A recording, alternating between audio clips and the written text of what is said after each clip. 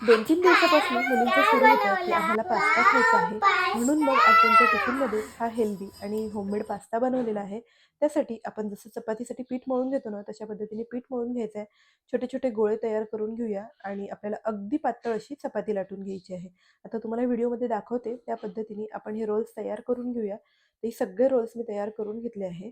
तर कढईत आपण पाणी उकळायला ठेवायचं. पाणी उकळलं, की त्यात थोडंसं तेल टाकूया आणि तयार केलेले रोल्स टाकायचे. एक 7 ते 8 मिनिटं आपल्याला हे शिजवून घ्यायचे आहे.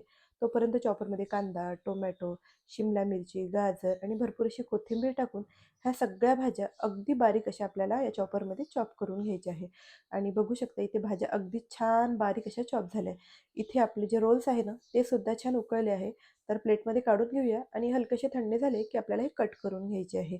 कढईत बटर टाकूया. बटर छान मेल्ट झालं, की चॉप केलेल्या सगळ्या भाज्या आपल्याला टाकून या भाज्या एक 3 ते 4 मिनिटं या बटरमध्ये छान परतून घ्यायच्या आहे. त्यानंतर हळद, लाल तिखट, धणे जिरे पावडर टाकून मसालेसुद्धा मिनिटभर परतून घेऊ. 1 चमच मी टोमॅटो केचपसुद्धा टाकला आहे, म्हणजे याला अजून छान टेस्ट येते.